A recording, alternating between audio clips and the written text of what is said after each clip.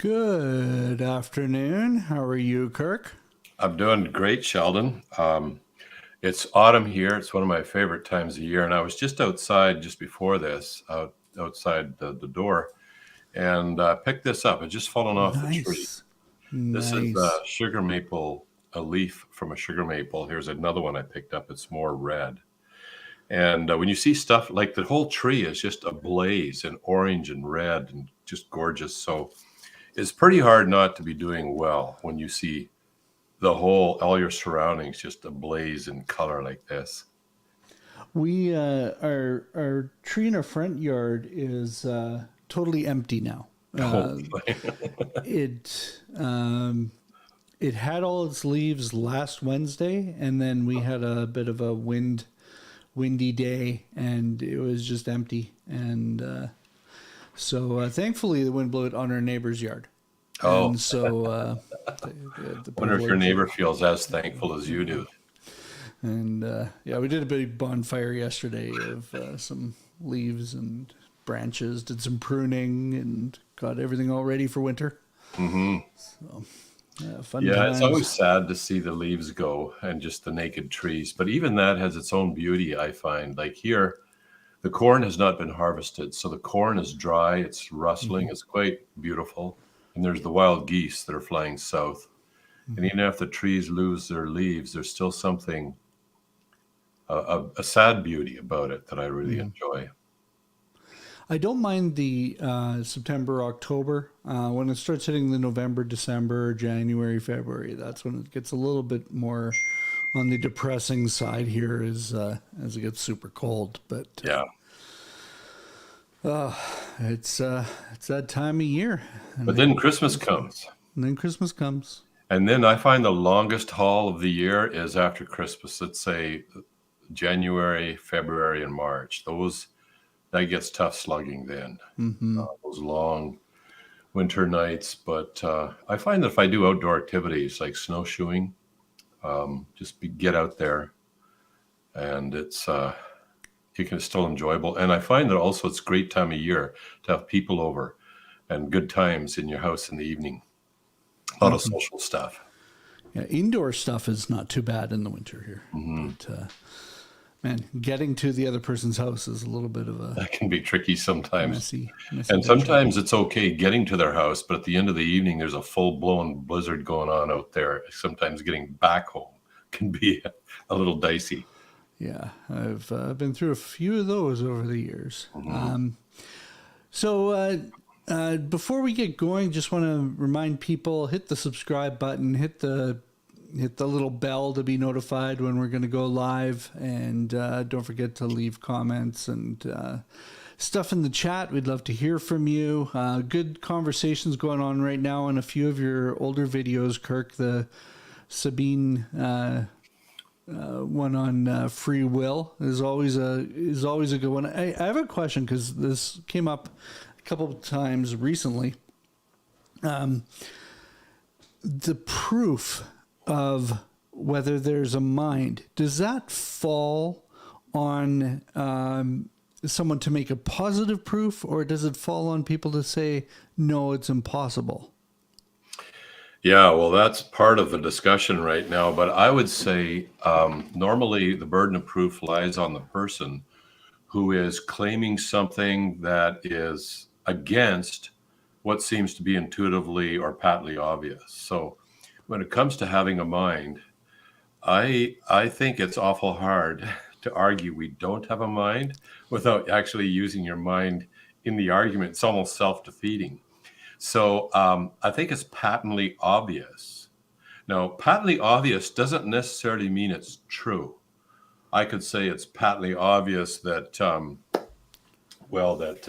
this particular football team is the best, but I'm just making a statement of what appears patently obvious to me, and other people might disagree. But there's certain things that universally we do seem to think we have, and one of them is a mind. But that's actually a delusion if, in fact, everything in this world is controlled by science, or more specifically, by the laws of physics. So like in a recent discussion, and it's still ongoing. I haven't responded to his latest comment yet. I haven't had the time yet, but okay. So what's funny is when people say you're wrong. This is science can totally explain why we have a mind. No, to be honest with you, science has nowhere even come close to total explaining what we perceive as a mind. But you're just totally wrong. And my first comment is often, well, okay, this is interesting, because if you're right, then everything that we believe, including your belief that I'm wrong, is totally determined by physics and the initial conditions of the universe. But so is my belief that I'm right, totally determined by physics and the initial conditions of the universe. So isn't it rather absurd to say you're wrong and he's right, when in fact both are just brain states? For the example I used in my comment was, let's say you see two mountains in a mountain range, and this mountain is slightly different than that mountain over there, and both have been totally shaped by natural processes. Wouldn't it be kind of absurd to say, well, this mountain here is false and that one is true? Like, that's just, that isn't even entering into the conversation. False and true, they're both outcomes, natural outcomes. And the same goes, if we don't have a metaphysical mind, an immaterial mind that is independent of the laws of physics, that can come can reason according to axioms of logic and come to logical conclusions. Science doesn't, nature doesn't work that way. The mountain isn't, nobody's worried about whether the mountain is logically true or false. It's just natural processes. So the correct answer as to why you believe that such and such is to come up with not reasons like, well, A and therefore B and B therefore C, therefore if A is the case, then C is the case. That would be a logical argument. That's the wrong answer if we don't have a mind. The correct answer would be to say, well, here's the laws of physics, and all these equations were active, and it included, the hormone level of my brain or my body at the time, and the receptors and the gravitational field and the asteroid impact about 5 billion years ago, and supernovas over here. And next thing you know, I think Sabina Hossenfelder's right. That's a brain state. That would be the correct answer. But of course, we all work as if, no, we think logically. And just the process of trying to convince somebody of your argument, why would the laws of physics make that happen? Yeah. Well, there's this funny thing in physics, and we were always told, balance the equation. So if you got mass on the left side, you should have mass on the right side. And the funny thing about this is that our minds,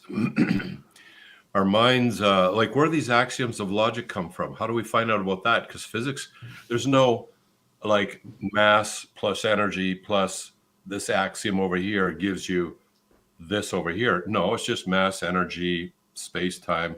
And then all of a sudden we got axioms of physics and math on the right side of the equation. There's something going on here. Like, if you were doing that in a physics test and trying to balance that equation, it would not happen. So there is something that's not natural, or there is something that's immaterial going on here that can actually process immaterial axioms of logic and mathematics. And that's what we call our mind. It's our sense of, it gives us a lot of things, but that you can do your physics and chemistry till the cows come home. You will never get a mind out of that. And that's simply because of the nature of something that can process immaterial things like axioms simply is not produced in normal natural processes. It's also based on matter and energy. Does physics have the ability to say these axioms and these laws can do logic? They can't produce logic. They depend on logic. So they're a priori. Physics will not work, like the laws of physics will not work unless you have something called the causal principle already operative. And that is an axiom. Why do I say it's an axiom?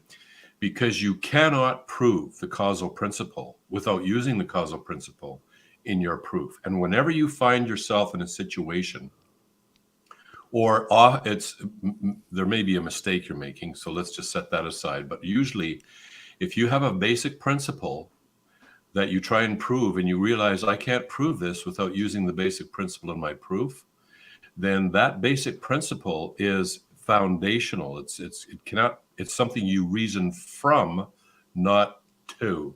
So before you can have a universe with laws of physics and laws of nature, you must have the axioms, these immaterial, non-physical axioms that will make it possible for the laws of nature to govern how space, time, matter, and energy interact. And people don't think that far back. Well, where do those come from? Well, that's the big question. Where do these immaterial things come from? Where does nature come from? And we talked about that some time ago, but you cannot have a natural explanation for nature without violating the principle of non-contradiction. So let's say you have a state of affairs where there is nothing, no nature. And when I say nature, nothing to do with space, time, matter, and energy, the laws of physics. That doesn't exist. And you can't even say it doesn't exist yet because you don't even have time. So it simply does not exist. But now we look around us and obviously we do have nature. And when we look at nature, we see that it had a starting point in the past. And even if we didn't know that it had a starting point, let's say our science was not developed enough yet to show us that, we would still know mathematically it has to have a starting point due to certain properties of the laws of countable infinite sets, which is a very interesting topic itself. Maybe we should talk about that sometime. So something I'll need to make sure I start drinking coffee that day. Yeah, so you're alert. So something caused nature to come into existence, but it cannot be natural. It had to be non-natural. It's something that's not natural that brought nature into existence, and people get all nervous about that. They see what's coming. Stephen Hawking said, look, if there's a beginning to the universe, then we have to start talking about God. Now, I think he was an atheist in his last days. I think he was an atheist, but he was smart enough to see what the logical implications are if the universe had a beginning. And he worked very hard to try and avoid that. But there's no way out. There is simply no way out of knowing that there is a beginning to nature. That means there's no way out of acknowledging there's something immaterial out there. And so when you ask, where do the axioms come from of logic so that our minds can process and come to logical or rational conclusions, it comes from that ultimate immaterial origin of the universe. And then the next thing, and we had a few episodes away at the beginning about this, that thing must itself be a mind, the ultimate the ultimate mind. And the more we look at it, the more we realize we have something out there that humanity in general, very general notion of God, doesn't specifically nail it down to a particular perception of God. We have to look at other things like historical record to see if God has intervened in this world. And we did talk about that as well. So ultimately it's God. God is the origin of the axioms, the creator of not only nature, but the things that are not natural. And our mind is something that has to be not natural if we're going to arrive at brain states or decisions that are not completely determined by chemistry and physics and what you ate for breakfast and whether the temperature outside is this or that.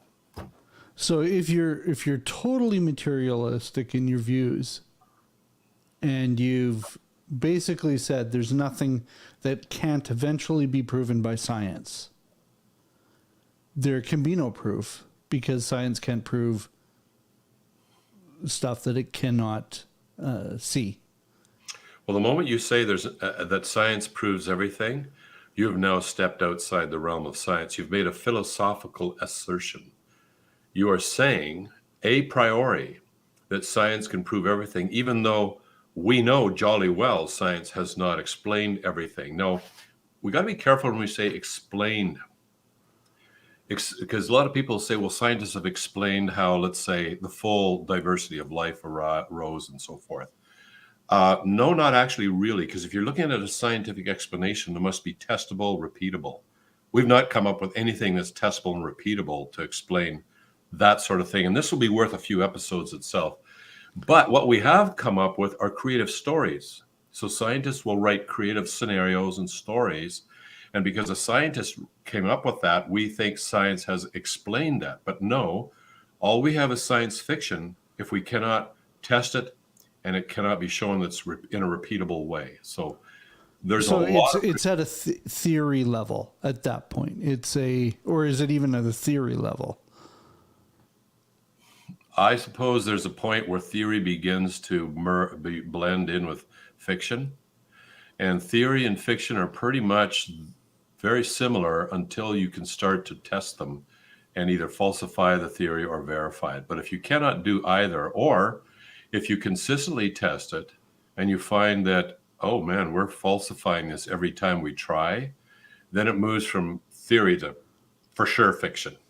And I would say the theory of common descent has to be fiction at this point. It is so badly and thoroughly and consistently falsified by the key predictions. We can we can come up with evidence for virtually anything. Like I know people who believe the earth is flat and they'll come up, we'll just look out the window, put a ruler up there. Is that flat? And if you live out where you do, Sheldon, that's about the flattest place I've ever seen. Proven correct, yeah. He'll say, yeah, I guess you're right. The earth is flat. Here's evidence, exhibit A. Except for the toboggan hill, it's pretty flat. But you might want to say, well, how can we test for sure that it's flat? I don't know. Call your friend 4 time zones over and ask them where the sun is in the sky. If it's at the same basic angle, or let's say if it sets at exactly the same time all over the world, we'd have good reason to believe the earth is flat. But if the sun sets where you are 2 hours later or an hour later than it does here where I live, then it's pretty sketchy to say, then the fundamental prediction there that the earth is flat and therefore the sun should set at the same time all over the world, that's falsified. So it doesn't matter if you have your ruler and you show me a photo saying, look, the earth is flat because look at the horizon right now. That's an evidence in favor of, but science does not work that way. That's called verification, but verification is certainly not proof. The way science works is it comes up with predictions that can be tested and to see if it's falsified. And if it's falsified, it doesn't matter how much evidence you have in favor of this. If you falsified the fundamental prediction or a fundamental prediction, then you have to rework your theory. It doesn't matter whether your ruler shows the horizon flat or not anymore. That's evidence, but that evidence is trumped by the falsification of a key prediction. Okay. So now that everybody is thoroughly sleepy. Yeah, we haven't even got into culture-led Christianity. Culture-led Christianity. Let's switch over the topic. I wanted to talk about that one just so that we might cause some comments to fly in the chat later. Culture-led Christianity. Let's start with definitions. Yeah. Just so we're fair to those that are watching. What are we talking about? I think we have to have actually maybe 4 definitions. All right. The first definition is when you're talking about Christianity, you got to have some sort of generally acceptable definition of God, because culture-led Christianity will try and modify the real God into something that's culturally acceptable. So first of all, we need to define God. We also need to try define what true, authentic Christianity is, so that we will know whether or not we're heading off to the left or the right here. And then we can define within that context what culture-led Christianity is, as opposed to culturally relevant Christianity. And I would argue that those are 2 very different animals. Culturally relevant Christianity, I'm assuming that we're talking about authentic Christianity that is culturally relevant, and I'll expand on that shortly. So let's start with defining God. And I can't make up a definition for God. That I'm as bad as anybody else if I start doing that, just making stuff up to suit my fancies. So I would just choose maybe two excerpts from the Bible that help explain God, who God is and what God is. The first would be his name, the official name of God that he gave Moses, and Jesus also reaffirmed that name, that he is the same person. He is, and the name is I am. That is a very odd name, but it is the kind of name you would expect for God. You wouldn't expect God's name to be like Bill or Harry or something. Although if God came into this world as a human being, then you would expect that maybe he has a human name, and that's where Jesus came in. But his name is I Am, and that is an interesting name because it implies that God kind of spans time itself, that God is the origin of time, and that God is transcends time.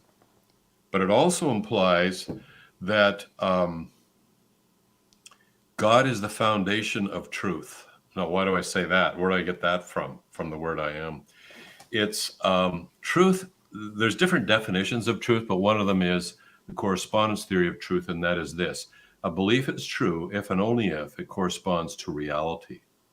And so if you want to know whether what you believe is true or not, you have to have a good enough understanding of reality to be able to compare your belief. But when God says, I am is his name, he is actually claiming to be the foundation of reality itself. So that's maybe exhibit A when we're defining God. Exhibit B in defining God would be one passage from a small letter near the end of the New Testament called the Book of James. And in that passage, he says that every good thing given and every perfect gift is from above, coming down from the Father of lights, with whom there's no shifting shadow or variation. So God is the origin of every good thing given and every perfect gift. He is the origin of music, of beauty, of honor, of love, of justice. He is the origin of flawless perfection. He is the standard, actually, of flawless, maximal perfection. And when I say maximal perfection, I would say that degree of perfection beyond which it is not logically possible to be more perfect. So that's all I'll say about defining God. And the reason I say that is because I'm not making up my own thing. There's a lot more could be said, but that is just two snapshots from the Bible that tell us that we're talking about a being who's very, very different from the average person walking down the street.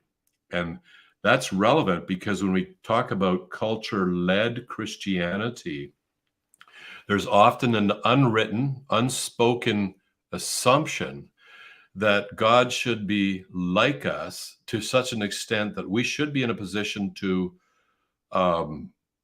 understand everything that God says and does and either agree with it or pronounce judgment against it. And we'll resurrect that shortly. So the next thing is, what is true Christianity? But let me pause there, Sheldon. I've just talked about God. Any comments? Just a reminder to those watching that that definition obviously disqualifies a lot of people's views about who their God is, which for this conversation, that's not an argument that we're going to be dealing with, because what we're talking about is Christianity, not other religious views on who God is. So feel free to post your definitions, but that's when it comes to what we're defining, that's seems reasonable to me. God is defined in Christianity, because if we're going to talk about what's real Christianity, what's fake Christianity, and since God is at the center of it, we have to, what is authentic Christianity's description of God? And I've just given we could have many episodes on that topic. So the next thing is, what is true Christianity? And we run into the same problem again. We call it the no true Scotsman fallacy. So the no true Scotsman fallacy goes like, let's say somebody says, well, no Scotsman would ever do such and such. And you look around, you say, well, I know McFerguson over here, and he does that. Well, you would say, well, he does that, but no true Scotsman would ever do that. And so what you're doing is you're kind of shifting the definition and molding it and so that you rule out everything that you don't agree with as constituting a true Scotsman. So we run into the same problem with a Christian. When somebody says, what is true Christianity? And I ran into this at a talk I gave at the University of Waterloo. And an atheist, a fellow that I knew personally as an atheist and quite a militant one, said, well, look at what Christians do. And then he named a problem that Jesus was definitely not in favor of. And I said, yes, but no true Christian. I mean, a lot of people would identify as Christians, but yet when we look at their lives, they do all sorts of things that actually are in direct contradiction to what Jesus taught. Therefore, they're not a true Christian. And he says, well, you're committing the no true Scotsman fallacy. But my response is no. The no true Scotsman fallacy only works if you are arbitrarily adjusting your definition. But I'm not making the definition of Christianity up. It is, if we want to know what a true Christian is, we just have to look at what Jesus said, because he is the central figure in Christianity. And what did he say about this? And you could pick various quotes. I think it might be a little risky to just pick one quote and say this is what authentic Christianity is.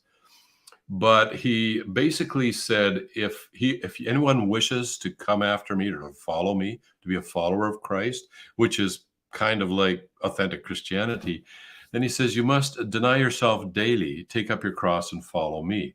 And he who loses his life for my sake will actually gain it. So you might ask, well, what does that mean? Deny yourself. And I think what that means is to simply, you can think about it by all means and put your comments in the side margin there, and then we can respond to that later. But it's basically to say, I have my own ambitions and my own way. I think if I were God, the world should be run, and this is what I would like, and this is the way I think all these things should be done. But in the end, I'm talking about God here versus me. So I think I'll just set myself aside here when I'm thinking, how should God run this world? What is his plan for my life? I have my own ambitions, but maybe he has a better plan. He's the creator. And so I set that all aside and I say, I'll follow you instead. I want your plan. To take up your cross back in that culture, that basically meant you're all in. I mean, there's not like I'm 50%. Like what typically when a person was condemned to crucifixion in the Roman Empire, sometimes they would have to carry a stick of wood, just the cross piece, to the place where it's going to be fastened to a tree or a pole, and then they're crucified on it. And that's what he meant when you say you carry your cross. So if you saw somebody walking down the road with some soldiers around them and they're carrying this cross piece, they're not planning the next, what they're going to invest in, tomorrow. They're not planning who they should propose marriage to next week. They're not just thinking of any of that stuff. They're totally all in. There's only one thing ahead of them, and that is their ultimate entrance into eternity. Let's put it that way. So, but Jesus isn't saying you're going to die. He's just saying it's a way of saying, I want you to be all in. Now, another way he could say it is simply believe. He used the term believe in me. And he's not just believing Jesus exists as some sort of fact, but he means that it's an idea where you put your faith and trust in someone for something important. And what was important that Jesus offered? It was two things: forgiveness for your sins and for the free gift of eternal life. You don't earn this. You can't work for it. You can't make up for the things you've done wrong. You could just simply be purified of all the defilement that's come as a result of your moral decisions, and you can be simply given the gift of eternal life. So I would say authentic Christianity should look like the person is actually pretty serious about honestly trying to follow Jesus Christ, as opposed to saying, well, I like Christ, I like some things about what he said, but I also would like to adapt that to make it more suitable for me. That's where culture-led Christianity starts to come into play. So let me pause there, Sheldon. I've just defined attempted to define what true authentic Christianity is in simply putting your faith in Jesus Christ, forgiveness for sin and for eternal life. And you're serious enough about this that Jesus says, I want you to be all in on this, not just like 50% in and the other 50% you're going to, rob banks and insult your neighbor, that sort of thing. But I want you to be all in here. Yeah, and I would say if you want to see what that looks like, you can turn to Romans 12, where it talks about being a living sacrifice, holy and acceptable to God. Mm-hmm. And then it talks about grace. And then it gets into, and I know these aren't part of the Bible, but the heading for Romans 12:9 and to 21 is marks of the true Christian. So if you're seeing that and in someone, there's a good sign. That's a good sign that they're a true Christian. Yeah. There should be some change happening. Like I have some friends they had a pretty rough beginning to their life. Some guys have done time in the penitentiary. And so when they got out of the penitentiary, they're not necessarily the fine, upstanding pillars of society here. And even if you meet them now, they say, "Ooh, he's pretty rough. Like that guy, he's pretty rough around the edges." But if you could see him the way he was 10 years ago and way he is now, you'll see a huge change in his life. And it's not like he has worked real hard to happen. It's just like there should be a natural progression in a positive direction. And some of us need a lot more work than others. Yeah, for sure. For sure. Okay, so if we go with those definitions, let's get into culture-led Christianity. Culture-led Christianity is a Christianity. Remember that I quoted that authentic Christianity is where you follow Jesus Christ, his teachings, and what he said. But let's say you see some things about Jesus that you don't agree with, or that's a little culturally unacceptable. He might have said something about sexual morality, for example. Let's say he who looks on a woman to lust after her has committed adultery with her already in his heart. So God has a pretty high standard of when you cross the line. And when you find out what the standard is, it's actually probably most of us have messed up on that one.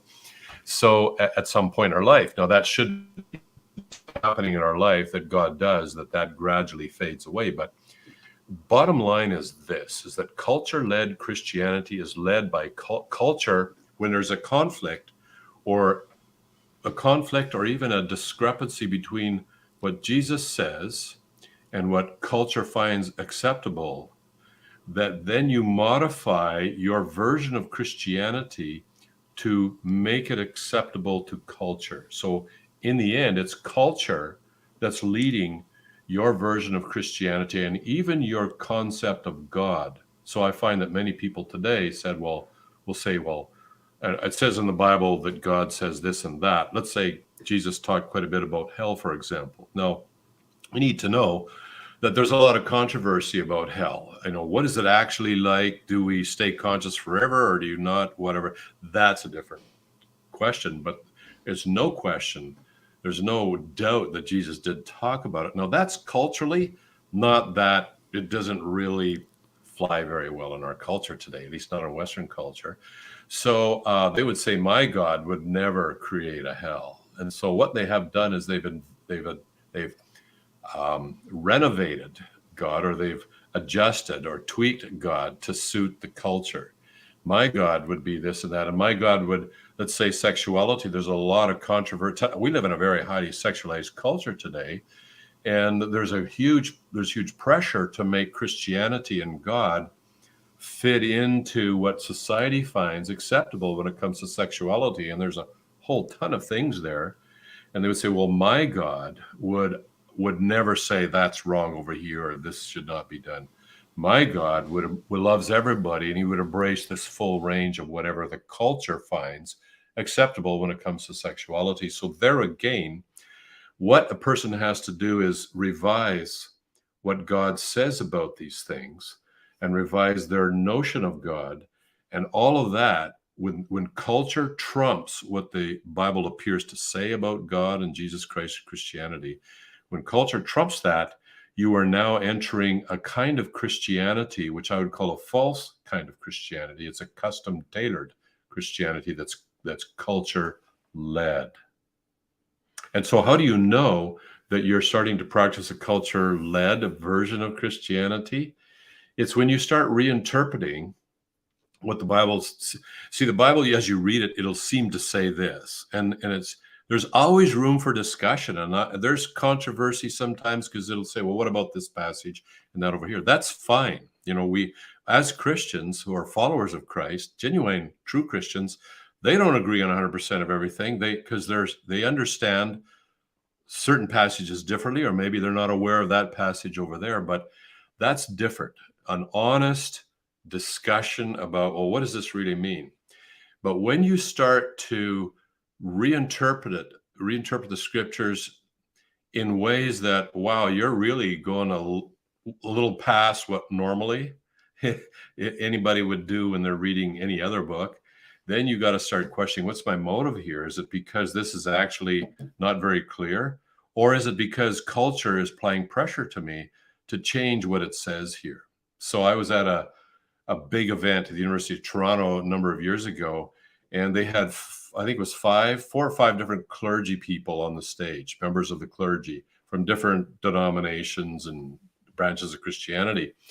And it had to do with a particular topic of sexuality. And all of them were working very hard to try and explain that the Bible did not actually mean what it appears to say.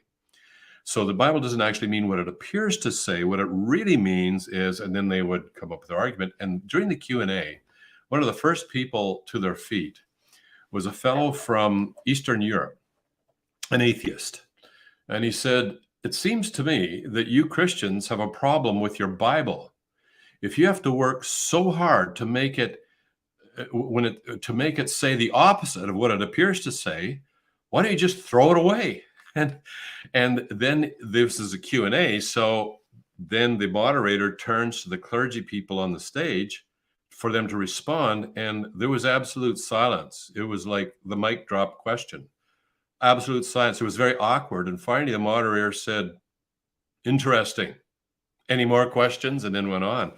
But this is culture-led Christianity. And who called them out on it?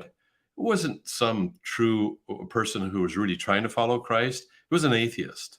And I have often seen this over the years, that atheists are very good at sniffing out culture-led Christianity. That just doesn't have a lot of credibility with them. Alan Fotheringham, editor for a Canadian publication at the time, it was called Maclean's, a news magazine, had a scathing editorial one time on certain branches of Christianity that fell all over themselves all the time to try and modify Christianity and the teachings of Jesus and everything else. And Fotheringham was not, as far as I could see, remotely religious, but he was just calling them out and says, this kind of Christianity has no credibility. That's culture-led Christianity. But why would we do that? Because we want to be like, we want to fit in. There's enormous pressure. I hate it if I'm sticking out. I don't like to be the bad guy in an audience or the person who has beliefs that are culturally unacceptable. I don't like that. And so there's enormous pressure. We're social people. We're social creatures. We want to fit in. And when we start changing God and changing what Jesus said and what the Bible appears to say, then we have entered the realm of culture-led Christianity, as opposed to culturally relevant Christianity, which we've not talked about yet. So I just, from where I'm sitting, when I think of culture-led, I think of starting with what culture believes and making the Bible fit that. You've basically said, even though culture changes with the wind, and sometimes faster than the wind sometimes, and you basically said culture is correct, and therefore if the majority believes this, or the more bigger voices believe this, or whatever, this is going to guide how I read. It's a lens on top of the Bible to make me say, okay, well, even though it says don't do this, it's okay, because that's not actually what it means. That's right. Yeah. And we can get into a lot of discussion on interpretation and those kind of things, but there's some verses that are pretty clear. And usually, and if you don't like those verses, that's fine. That's up to you to believe what you want to believe. But it doesn't mean that those verses actually mean that. Mm-hmm. And there's other verses that explain consequences.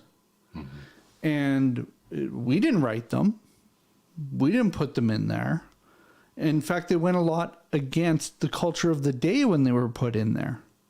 Jesus was not looked at by the culture of that day as being a someone that people would always follow. The culture of the day was wavy. One day they're literally waving fig leaves or Palm branches, yeah. palm branches, and the next day they're A week later, they're crucifying them. So, like, if you're gonna let culture guide you, well, that's fine. Just recognize it's not probably going to be consistent. Mm-hmm. And sometimes it's subtle. Like in those days, he spoke out against what we call today virtue signaling. So virtue signaling occurs when you make announcements or affirmations in public, so that people so that you fit in, so that you're actually speaking out against what culture agrees on should be spoken out against, or speaking in favor of something that culture says you should be in favor of this. So in that culture, he talked about the Pharisees, the religious people who prayed on the street corners, so that everybody would see them praying and think, wow, that person's, well, that's a real example to the rest of us. And today you'll see the same thing. Let's say, certain parts of the year, certain events break out, and our culture says, well, this is what you should believe on this, and you should speak out. And there's a ton of virtue signaling going on today. And it's not by necessarily religious people, although culture-led Christians will feel enormous pressure to do some virtue signaling.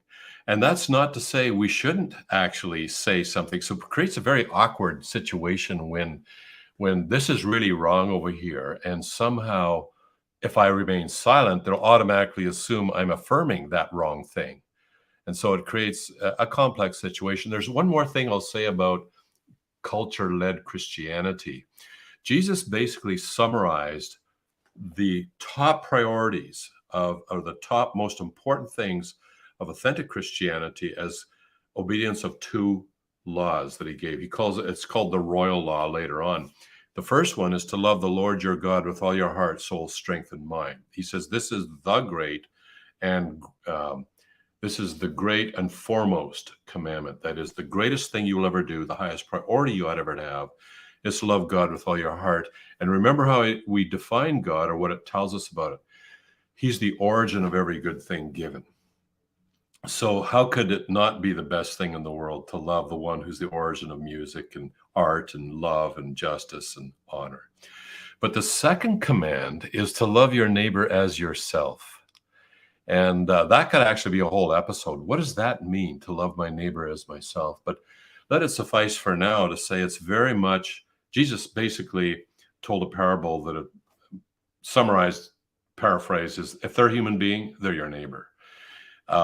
And so even racism, racism was rampant in the Jesus time, Jews versus the Samaritans. The Samaritans were totally looked down on.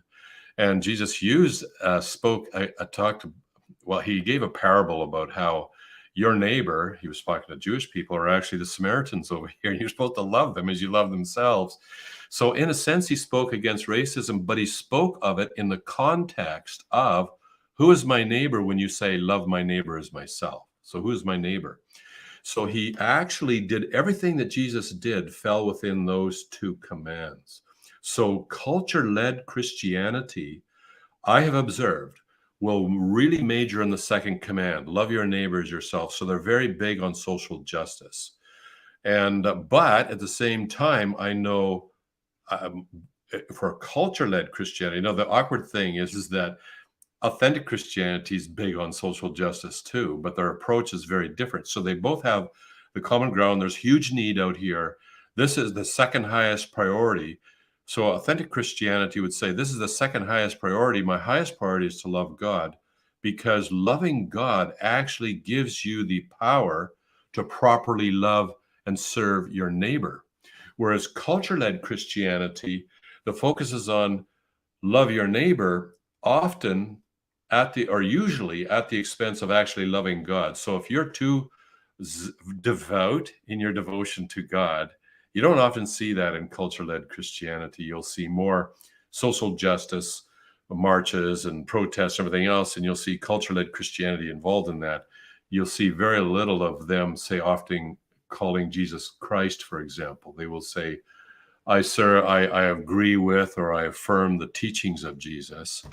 But you won't often hear them say Jesus Christ. It's an interesting observation that I've made. Or is Jesus Christ your Lord? That's pretty rare in culture-led Christianity, that we actually have a king and he's my Lord. So the second great command has the priority at the expense of the first command, whereas in authentic Christianity, the greatest command comes first, obviously, and out of that comes the power and ability to fulfill the second command.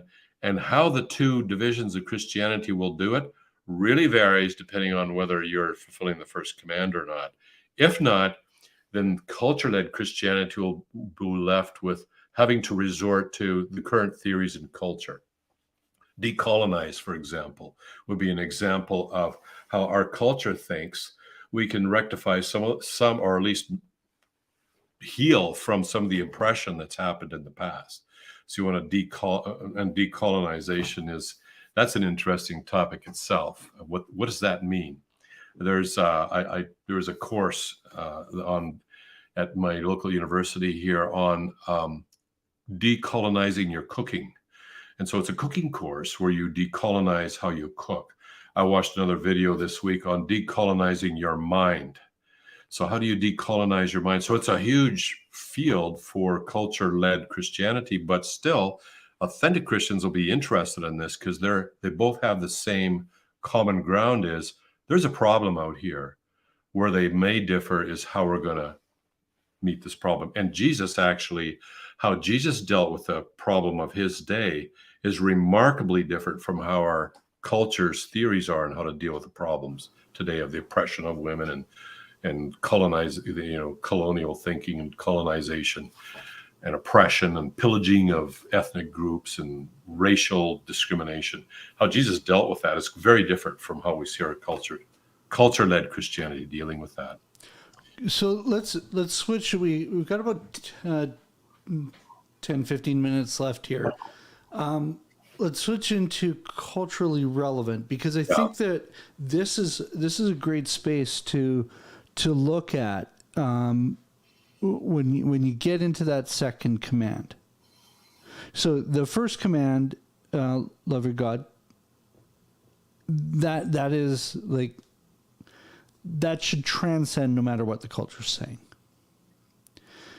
Now, as culture changes, and in my lifetime it's changed quite a bit, you can see where the majority of culture is going to lean if you watch what Hollywood and Twitter and stuff say now. That's what the majority of culture is going to believe in about 3-4 years or less. It used to be 3-4 years. It's probably now 3-4 months, the way things go. But when you talk about culturally relevant Christianity, what are we talking about here?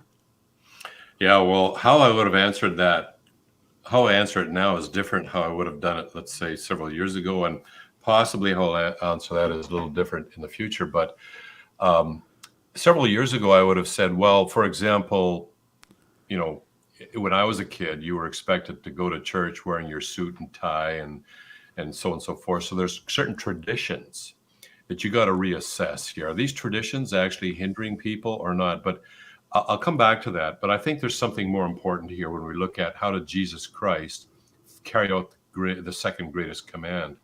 And let's look at the tax gatherers and the prostitutes and how Jesus interacted with them, because I think that's a classic example of what I think or suspect might be the single greatest and most important aspect of culturally relevant Christianity.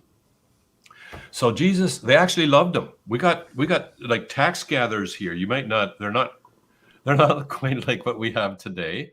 The tax gatherers were in a position to extort funds from people, to charge more than what their taxes actually were. I mean, they were swindlers and extorters, a lot of them, maybe most, I don't know. I mean, I'm not a broad brush too badly here, but that's the reputation they had. Extortionists and swindlers. So that's the tax gatherers. The prostitutes Well, we don't really need too much clarification on that. We have plenty of that today. Today, we might actually re-describe them as sex workers, for example. But in that culture, the prostitutes and the tax gatherers they were the lowest. They were the most evil people in that society, according to the culture of the day. But yet they loved Jesus. They just loved hanging around. And I get the impression he loved hanging around with them as well.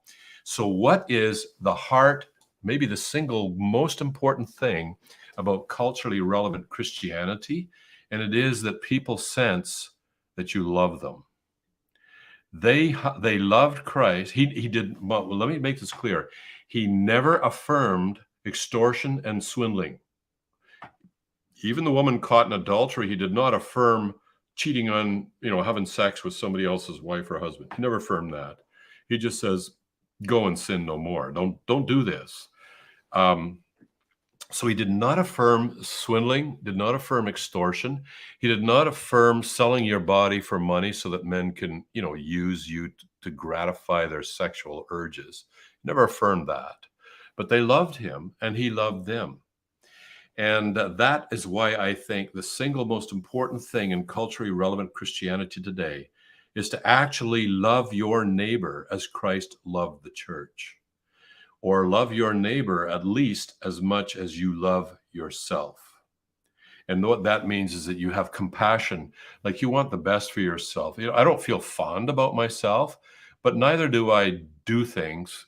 And generally speaking, though, we might do harmful things that are harmful because we didn't know any different. Or maybe we're struggling with a psychological disorder where we actually want to harm ourselves, self-harm.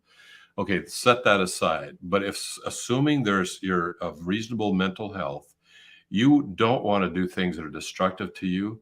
You actually care about yourself. You want to be heading in the right direction.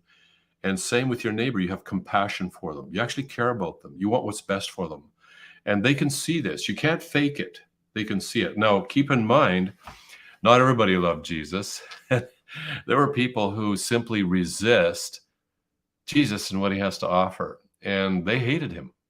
And so if you find yourself, everybody loves me, you might want to, that's pretty hard. You can't have everybody love you all the time. I don't care who you are. Yeah. And the command wasn't make people love you. Mm-hmm. The command was love others. Love others unconditionally, whether they love you would want them to love you. So it's or as you would want to be treated. One of my favorite passages when I think of culturally led or culturally relevant Christianity is when Jesus went on the Sabbath and told his disciples to pick the grain for food. Yeah, that's mealtime.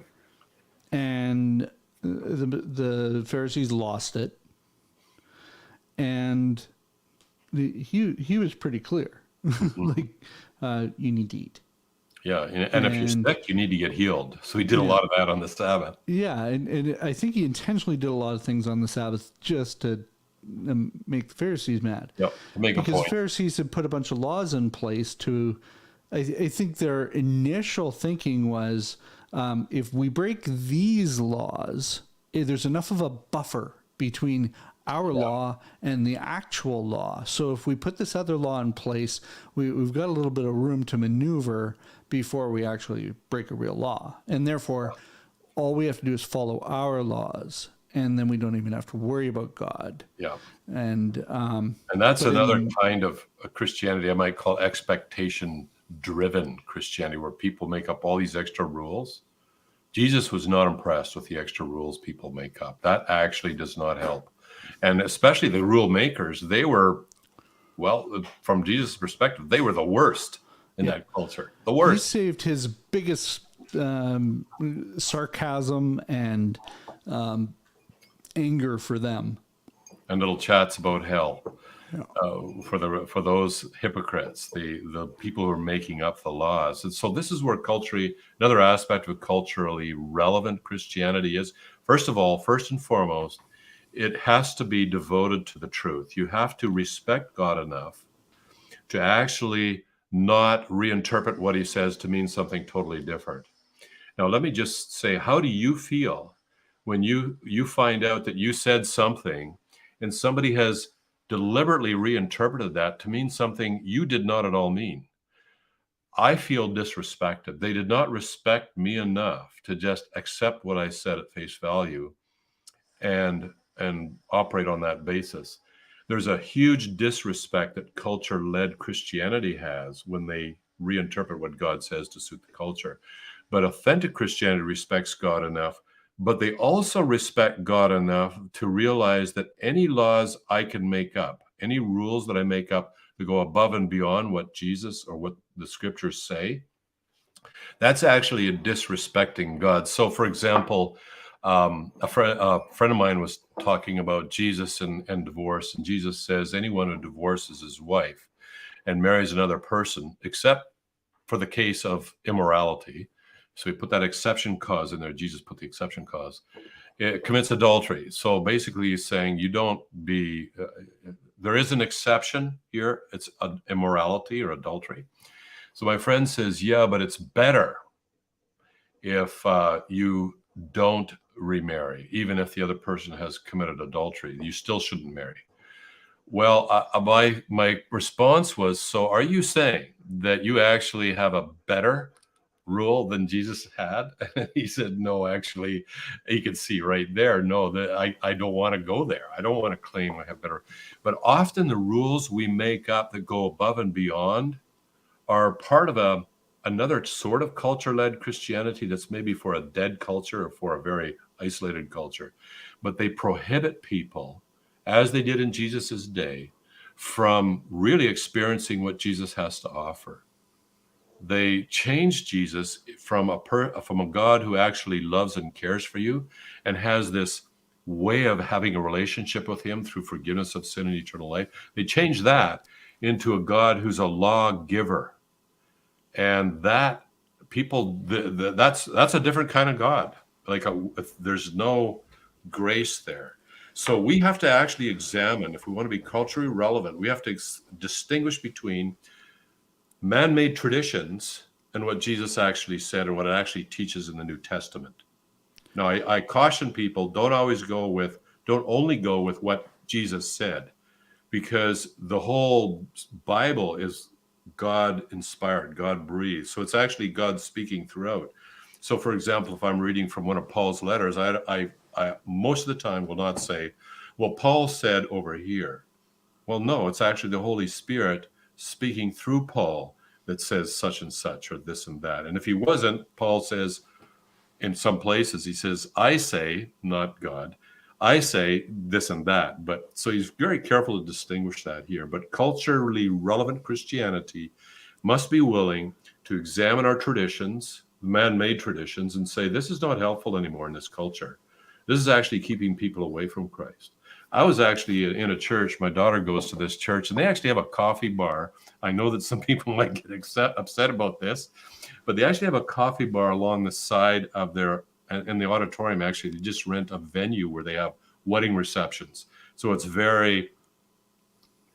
just classic contemporary culture right now with the duct work on the ceiling and the brick walls, and it's just classic culture today. A coffee bar on the side. And, the people they come there, they get their cup of coffee and they just soak up what the pastor has to say. I mean, they're comfortable. They come there to enjoy one another's company, to enjoy the experience of just being taught, and they love it. And that might be something, that's an example of what I think is culturally relevant Christianity, as opposed to some tradition hobbled Christianity, hobbled by extra rules and regulations.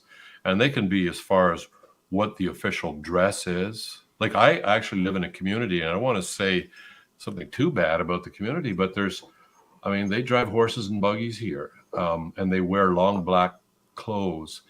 And it seems to me that they picked a point in human history. It was around the 1880s. And they said, okay, how people got around and dressed in the 1880s, that's how Christians should operate. And I think when I get reactions to being culturally relevant, when I'm hearing negative reactions, it's usually either the Pharisee type thinking where we got to be really, really careful. And there's a fear of making a mistake or a fear of sinning. Or you have this is what the Bible means when it means be separate. So there's a verse that gets just blown up into its own doctrine that becomes a holding point for every single Pharisaical law or every single tradition that becomes a doctrine in itself. And you get if your church doesn't have pews, it's not a real church, even though Jesus's church never had pews. Even whether the pews are padded or not can be an issue. At least it wasn't more so in the past, the last 20 years ago. You don't want and there's been churches that have split over the color of the carpet. And when I think of what the original reason for the color of the carpet was, it was probably because it was the cheapest and it was available that day that they were to hide stains. So you get all these just stupid decisions that at the same time, there's the idea where you don't want to rip down a fence if you don't know what the fence is holding in. So sometimes there's a good reason for a tradition, but at the same maybe time, when we look into it, but you have to actually evaluate why is that tradition there, and then make the determination is this actually a biblical tradition, or is it just it's a nice thing that, okay, yes, the pastor always gets to say first shall be last and skip the line at a potluck. That would be pretty bad. Yeah. And I think that authentic culturally relevant Christianity always holds to the truth as actually explained in the Bible, never compromise on that, but always seeks to, as Apostle Paul said, or the Spirit said through the Apostle Paul, to the Roman I become as a Roman, and to the Jew as to a Jew. Learn the customs of your culture, what's appropriate, what's a faux pas, what's not acceptable, what'll burn bridges unnecessarily. You don't want to be, Jesus burned bridges, but they were bridges that had to be burned. They needed to be burned, yeah. In general, you want to build bridges. And you don't build bridges if you have to compromise what Jesus says, or you have to change your view of God, that's not a bridge to build. That's not proper bridge building. But you remain true to what the Bible teaches and what Jesus said, at the same time trying to build bridges with your culture and to present the teachings of Jesus Christ in a way that they will understand, that makes sense to them, and not in a way that's impeded by unnecessary traditions. That doesn't mean we toss all traditions, but the ones that are, like, I know that some young people right now that I personally know very well personally, they like a more traditional church service. By traditional, I mean choir, liturgical singing, very formal. There's a sense of awe and worship there for them. And we're all different. How we worship God, some will want a very formal way of doing that. Other places and other countries, well, it gets pretty wild during that service. I think of some of the church services I've seen in Africa, very exuberant and joyful. So, there's a lot of leeway how we worship the Lord, but we never, ever compromise on what's true. Whereas culture-led Christianity, culture trumps the teachings of Christ, so that if we find ourselves reinterpreting that to fit culture, then we are crossing the line into culture-led Christianity. All right. Well, if you've stayed with us to the end and you want to leave a comment, feel free to leave a comment. We will get to them as we see them. If you want to send some feedback personally to Kirk, go to kirkdurston.com. Use the contact form there.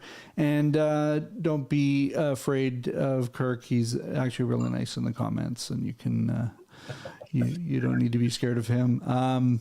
It's hard sometimes. It's hard. It's hard to be nice. Well, yeah, somebody's calling me an idiot. You got to love your enemy too. That's another verse in the Bible. Now we will.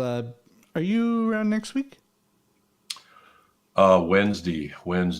Actually, I might not be, because I have to go to Milwaukee to, they're filming. They want to interview me on an article that I wrote that's on my website on JD Unwin. So I have to leave Wednesday afternoon. Let's say no, to be on the safe side. Okay. I'm not So around. we won't be around next week. And then I think I'm gone the week after, and the place I'm at doesn't have good internet. So we won't be able to do it then. So we will see you in 3 weeks, but there's lots of videos on the channel. Go ahead and watch those. Leave comments. It doesn't matter how old. We love reading those and responding. I always get, even if it's one of the earliest videos, I always get the comments still coming up. All right. Talk to you later, Kirk. See Bye you in for a few now. weeks. Bye.